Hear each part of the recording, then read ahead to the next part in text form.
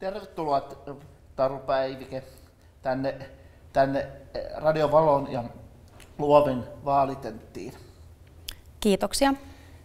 Mitä asioita ensimmäiseksi lähdet eduskunnassa ajamaan, jos sinut valitaan? No kyllä mä lähden ajamaan niin kuin koko valtiontalouden asioita ihan laajalla pohjalla. Eli valtiontalous täytyy saada kuntoon, mutta myös yrittäjyyttä ja työllisyyttä edistäviä asioita haluan ajaa. Ja sitten on vielä Malmin lentokenttä, mikä täytyy pelastaa. Että tässä on muutamia asioita, mitä on tässä listalla. Mitä energialähteitä Suomessa pitäisi käyttää?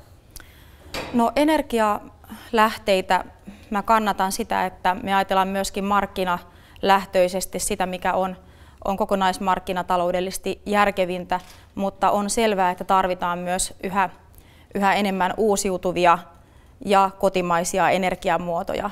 Mä sanon sinne myöskin näitä uusiutuvista puuhaketta, tuulivoimaa, vesivoimaa, no ehkä aurinkopaneelejakin, mutta myös kotimaista turvetta.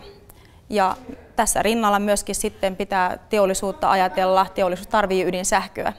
Eli hyvin laajalta pohjalta tarvitaan energiaratkaisuja, että me päästään ihan yhä enemmän omavaraisuuteen energiaratkaisujen osalta.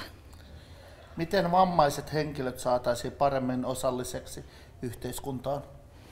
No se lähtee oikeastaan jo siitä koulutuksen kautta, että saataisiin joko integroitua erityisopetuksen kautta koululuokkiin ja sitten toisaalta myöskin sitten siinä perusopetuksen jälkeen näissä erityisoppilaitoksissa saadaan koulutettua vammaiset erilaisiin ammatteihin, mikä heitä kiinnostaa, ja sitten erilaisina niin kuin työskentelyn muotona voi olla osa-aikatyössä, niin kuin ehkä päiväkerhotoiminnassa tai sitten avotyössä. Et kyllä varmasti työtehtäviä löytyy, se vaan tarvii sitä, että ajatellaan asioita vähän monipuolisemmin. Miten heikko-osaisien asema saataisiin parannettua? Heikko-osaisten asemaa.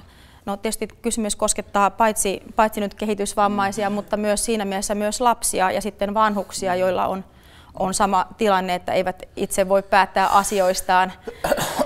Pitäisi ensinnäkin kuunnella enemmän, mitä nämä heikko-osaiset, vammaiset, lapset tai vanhukset haluavat.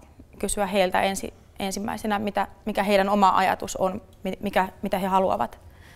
Kiitos Taru Päivike tästä haastattelussa ja oli todella kiva puhua sun kanssa ja hyvää päivänjatkoa. Kiitos. Kiitos. Hyvää jatkoa, Sami.